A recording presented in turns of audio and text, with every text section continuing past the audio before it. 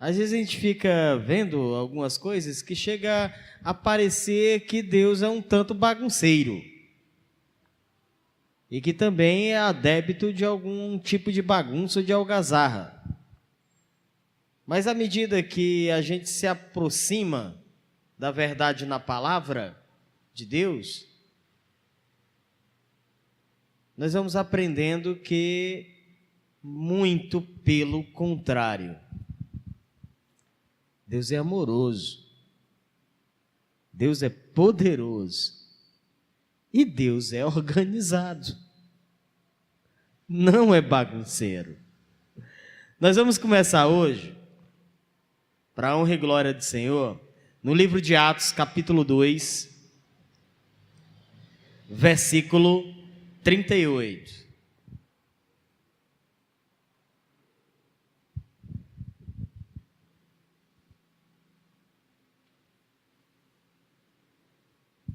Livro de Atos, capítulo 2, versículo 38.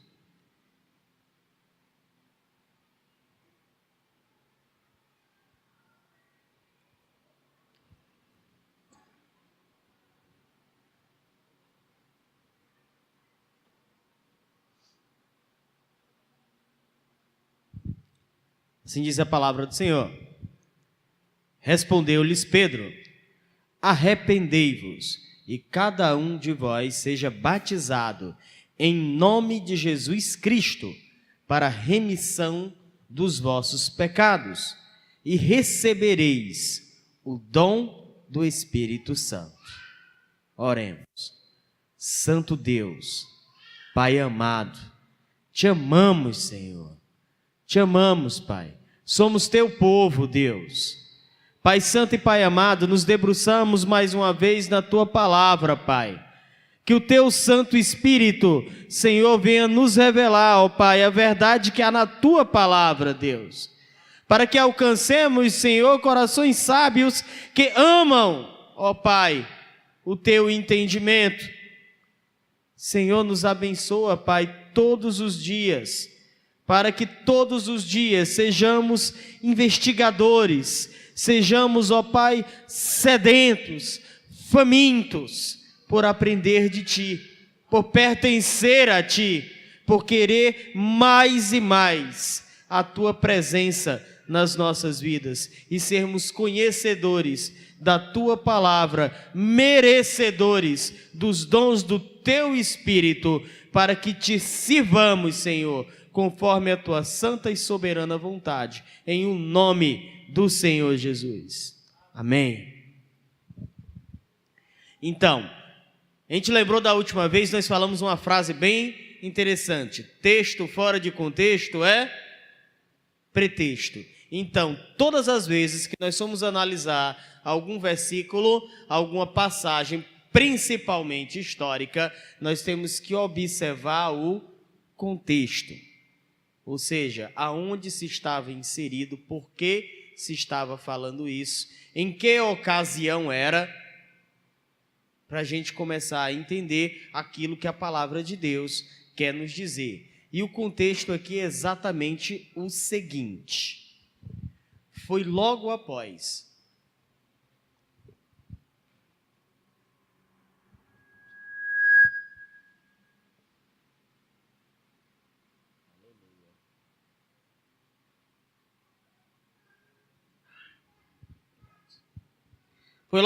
a descida do Espírito Santo. Vamos ver qual é o contexto. Várias e várias pessoas de diversas nacionalidades, de diversos povos, estavam ali atônitos e perplexos por ouvir pessoas falando em diversas línguas. Ou seja, era um entendimento geral de linguagem. As pessoas, cada um, o ouviam falar na sua própria língua, e isso deixava todos perplexos, assustados e sem saber o que estava acontecendo. Então, no contexto, Pedro toma a palavra, e tomando a palavra, faz um longo discurso. Ele começa então a cumprir.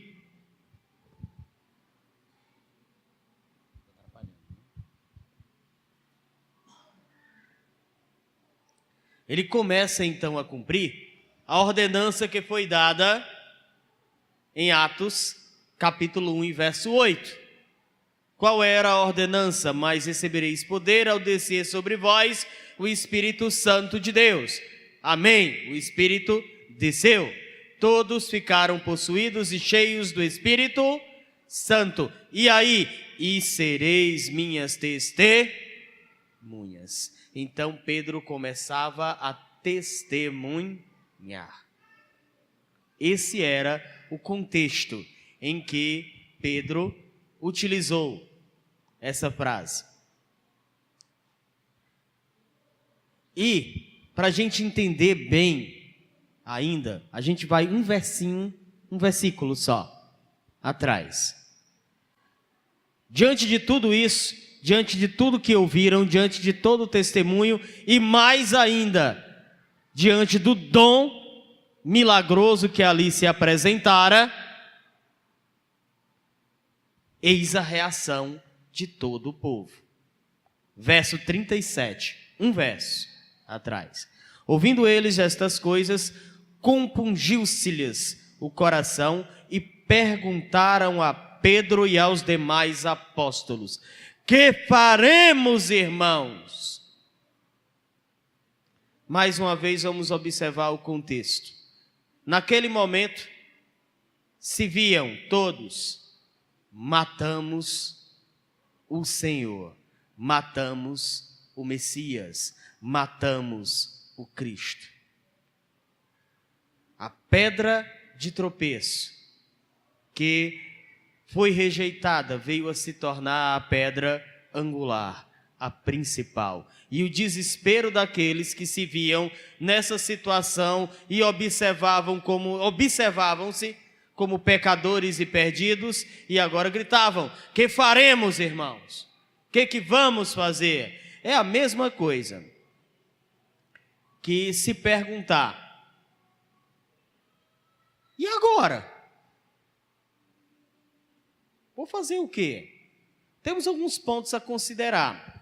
Primeiro, ponto a se considerar, a palavra dom, no versículo 38, dorea, tem como tradução dádiva ou presente, bênção, de uma forma bem simples. De sorte que para aquele grupo, o que era importante para eles era fazer parte daqueles que receberam o dom do Espírito. Olha, eu quero receber isso também.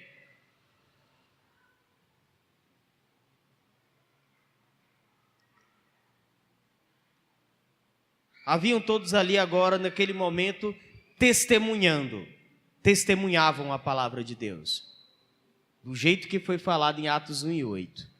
Olha só que interessante. Vamos lembrar, numa certa vez nós estivemos aqui, nós estudamos essa palavra testemunhar, e ela tem um significado no original tremendamente forte.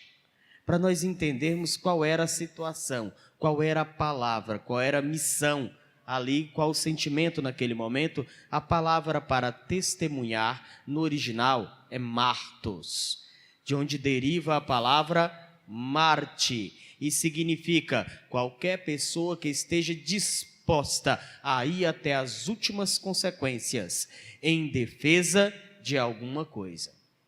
No caso, em defesa de Cristo.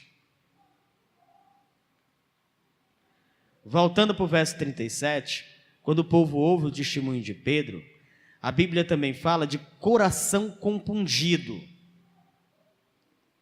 A ideia aqui é de mente aflita, temerosa, desesperada, de se perceber diante de uma situação que até então, naquele exato momento, para eles estava sem conserto. Daí o grito: e que faremos? E agora? Aí a explicação do verso 38, que é onde eu quero chegar. No verso 38, Pedro apresenta a solução. E a solução em uma única palavra: arrependei-vos. arrependam-se. Arrependam-se. No verso 38 é a palavra que aparece como uma ordenança, como uma orientação, um verbo no infinitivo, ou melhor, no imperativo, de dizer, é isso que você tem que fazer, arrependei-vos. Depois de se arrepender, aí sim, vocês serão batizados, imersos, rodeados. A palavra batismo tem uma série de significados. A gente utiliza muito a palavra mergulho, e realmente batismo quer dizer mergulho, correto, mas não quer dizer simplesmente baixou na água e subiu. Não, não é isso. O batismo é estar imerso, submerso, envolto em alguma coisa. No caso, ser batizado em nome de Jesus Cristo, para remissão, perdão dos seus pecados, é estar imerso em tudo o que significa Cristo. E não é um momento, não é só aquele momento de baixar nas águas, não. Aquilo é uma representação física daquilo que acontece, é uma ordenança, mas é uma representação do que acontece no teu coração. No teu coração acontece algo ainda maior. Através do arrependimento, segue-se o batismo, a remissão do pecado, pedido de perdão. E depois, receber a dádiva do Espírito. Receber o dom do Espírito. Receber o batismo do Espírito. Está imerso em tudo o que significa Cristo.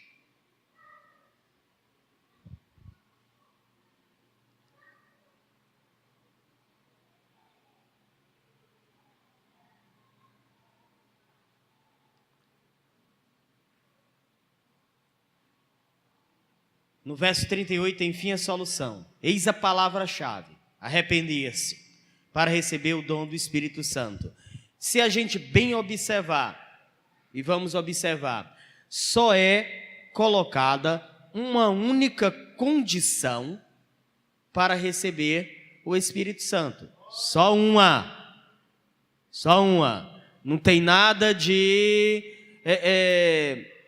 mística, ritualística, tem que passar um tempo na igreja, tem que fazer isso, ou fazer algumas coisas como, deixa eu ver, alguns gritos que eu achei muito interessante. Sempre tem uma piada evangélica, não é? Uma delas é o glória a Deus. Glória a Deus, é muito bom dizer glória a Deus, não é?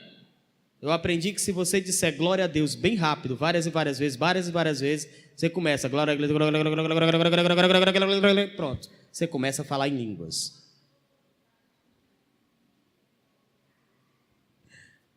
Então, há uma série de conceitos errados sobre esse tipo de coisa. Um deles é que o dom do Espírito significa esse fenômeno. Não é.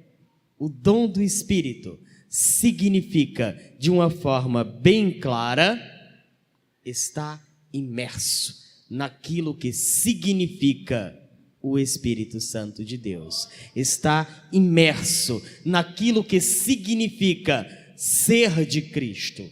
E a única condição que a Bíblia mostra para receber do Espírito Santo é o arrependimento. Ou seja, quando é que nós nos arrependemos de nossos pecados?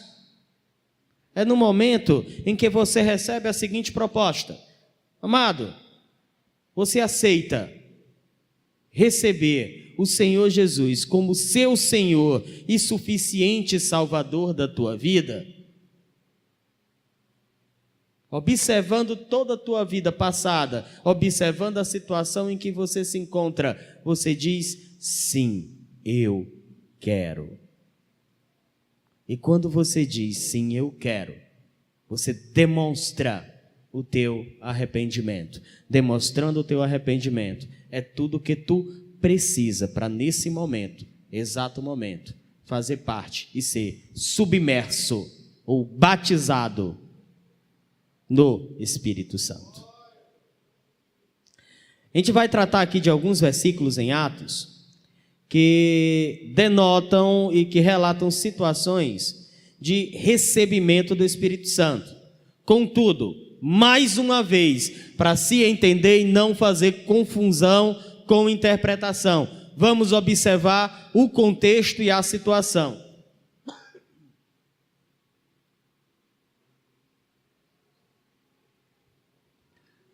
O Espírito Santo havia descido em um determinado lugar, um determinado número de pessoas ouviu. Naquele dia houve acréscimo de 3.000 almas. Era todo o povo que precisava ouvir? Não. Todo mundo havia ouvido falar já sobre o Espírito Santo? Não. Não tinham ouvido. Não tinham ouvido falar ainda sobre o Espírito Santo. E o que acontecia? Que à medida de que esse evangelho, essa boa nova se espalhava, algo ia acontecendo. E aí a gente vai começar. Vamos começar com Atos capítulo 8, verso 14. Sempre observando o contexto. Por que, para que, quando aconteceu. Para o que foi escrito, com que finalidade, qual a mensagem, para que nós entendamos.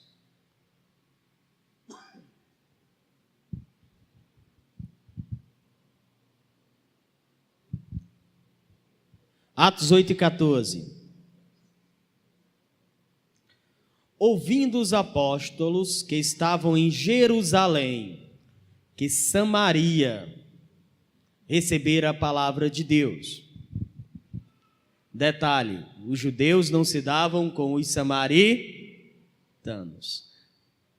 Uns diziam porque era o lugar de adorar era um lugar e outro era outro. Também tem a ver com o período intertestamentário, onde os povos que ficaram em Samaria, algumas tribos de Israel, se misturaram com outros povos e daí surgiu uma série de ódios, mesmo, aversão ao povo de Samaria.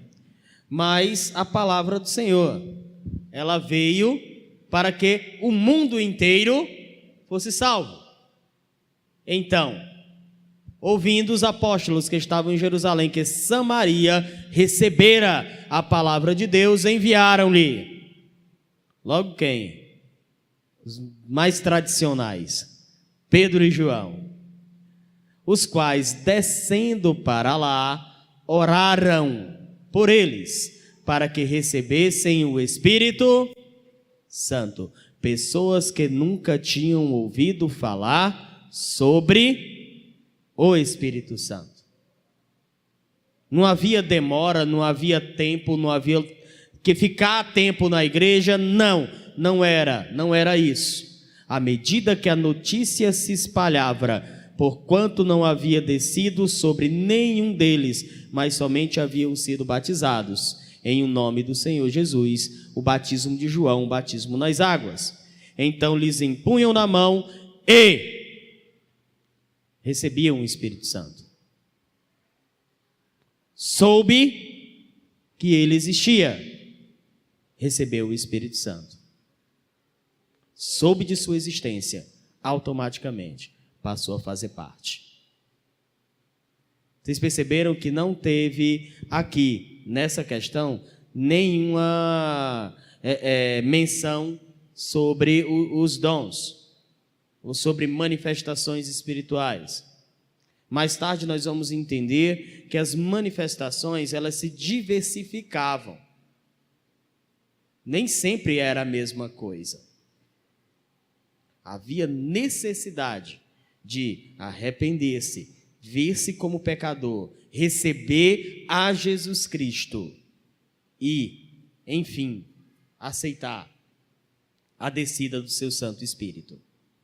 Nesse caso, aqui eu também percebi algo interessante. Primeiro houve o batismo em nome de Jesus, muito provavelmente o batismo nas águas. E logo depois que houve a oração, que houve a informação, que houve a doutrina passada, receberam o Espírito Santo. Primeiro houve o batismo nas águas. Nós vamos para outra passagem agora. Vamos para Atos capítulo 10, verso 44. Observem o contraste.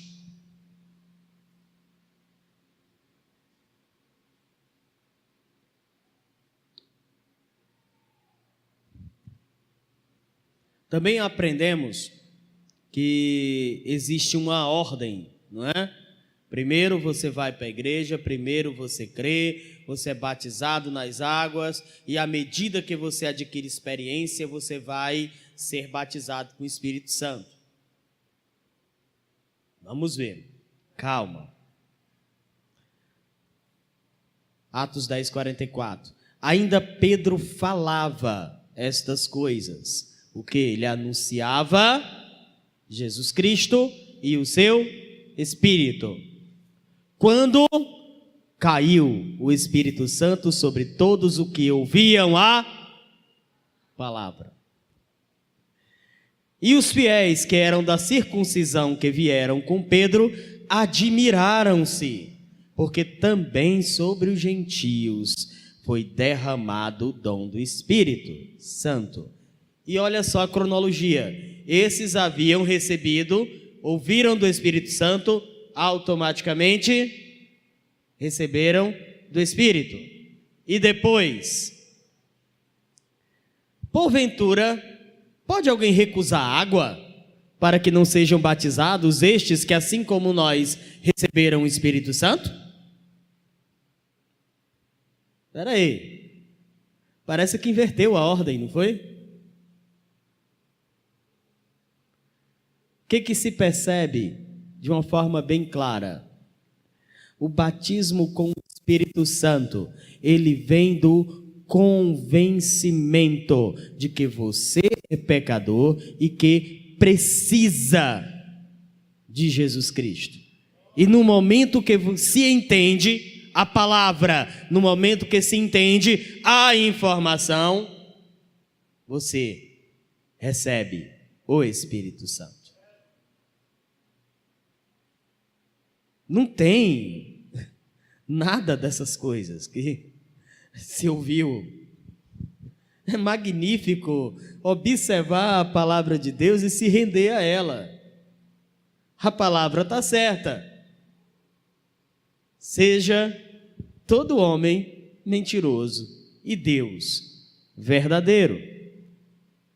E ordenou que fossem batizados em nome de Jesus Cristo. Então pediram que permanecessem por eles alguns dias. Para quê? Para serem orientados acerca da palavra de Deus, para aprenderem acerca de Deus, para ouvirem mais sobre Jesus Cristo.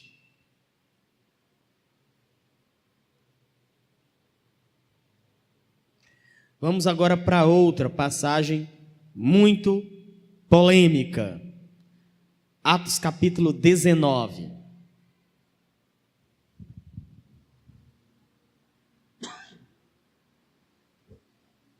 A partir do verso 1.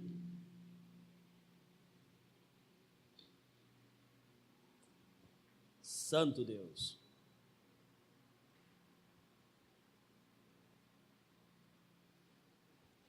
Essa passagem ela é muito utilizada para se defender a teoria do segundo batismo. Teoria essa em que eu particularmente criei por muito tempo. Criei por bastante tempo. Até o dia em que, diante da palavra de Deus, eu decidi e percebi que eu estava errado e a palavra estava certa, e então eu me rendi a ela.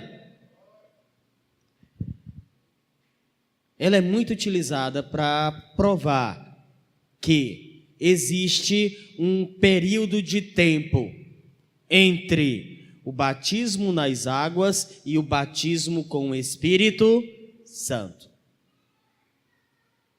E que tal batismo obrigatoriamente tem que lhe levar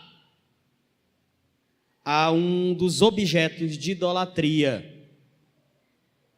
Objetos de idolatria de um determinado grupo do mundo evangélico.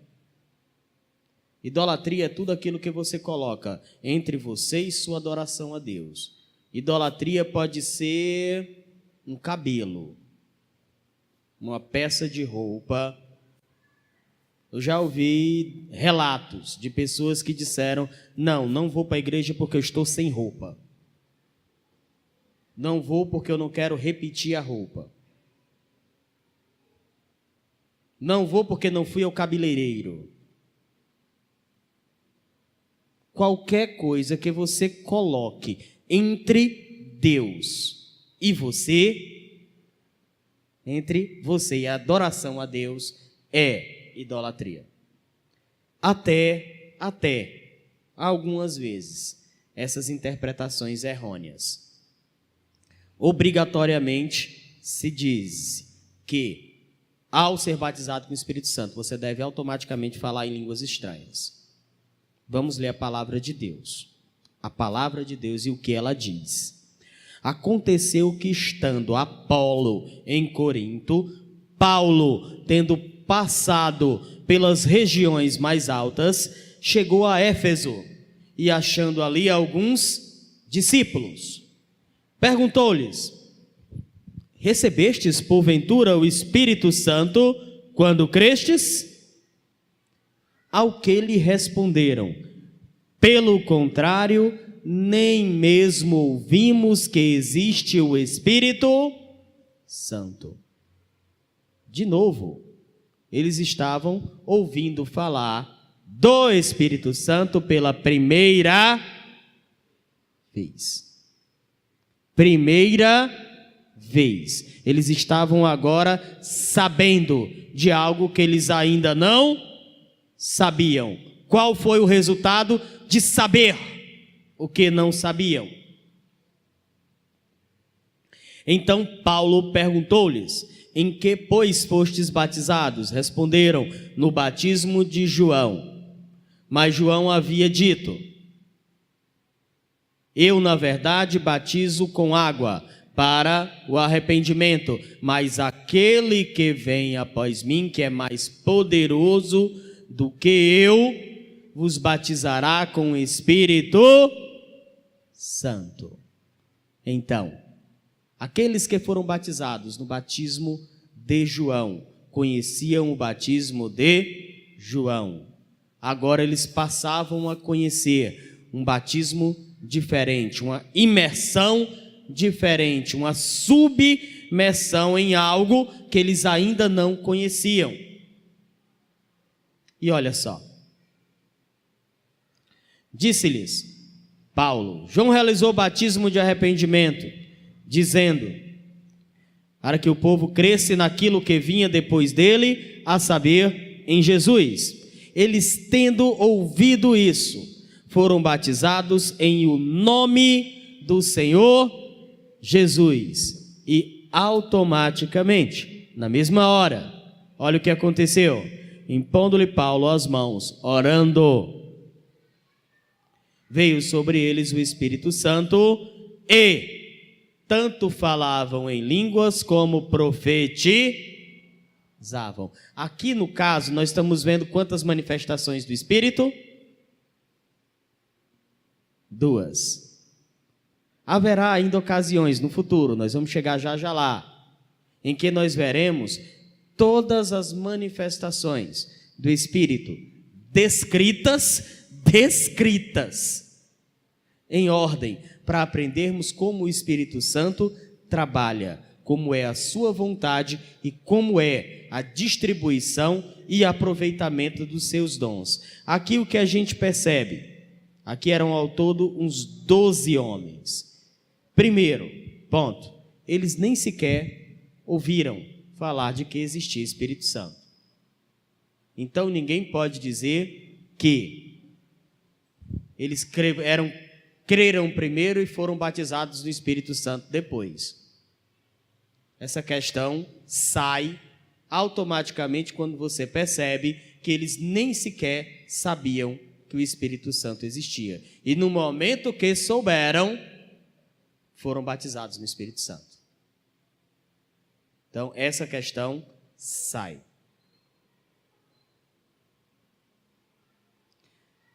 Em cada um desses casos que a gente mostrou, cada uma dessas pessoas estavam ouvindo falar do Espírito Santo pela primeira vez. E em todas estas ocasiões, foi através da única condição: arrependimento dos seus pecados. Ou seja, aceitação, conversão. Metanoia. É neste exato momento que o batismo com o Espírito Santo acontece. O batismo com o Espírito Santo não acontece no momento que há alguma manifestação sobrenatural. O batismo no Espírito Santo acontece no teu coração, quando você diz sim para Ele e permite que Ele seja o governante da tua vida. Assim permitindo, você se encontra batizado, como mergulhado, você se encontra submerso na pessoa de Cristo, através do seu Santo Espírito. É assim que funciona.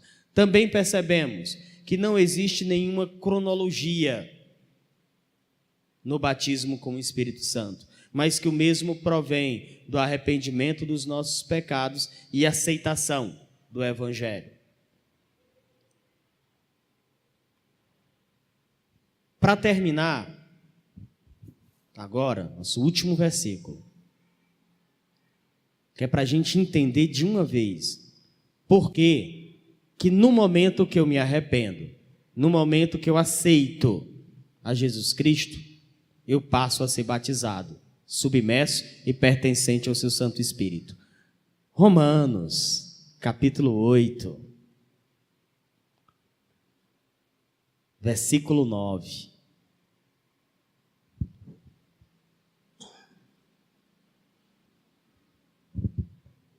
Arrepender-se dos pecados. O que é viver no pecado? É viver segundo a nossa própria vontade, segundo a nossa carne, segundo o nosso próprio governo, o nosso próprio domínio. No caso, o que afirma Paulo aqui, olha só: vós, porém, não estáis na carne. Houve arrependimento.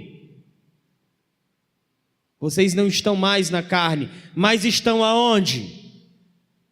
No Espírito. Se de fato o Espírito de Deus habita em vós, se de fato houve arrependimento, se de fato houve aceitação, e se alguém não tem o Espírito de Cristo, esse tal nem é dele.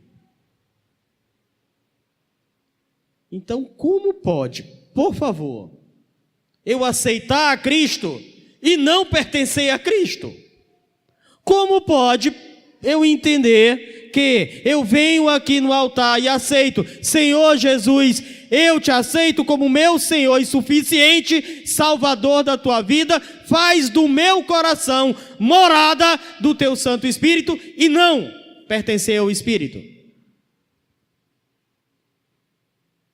Aí uma pergunta teria lógica?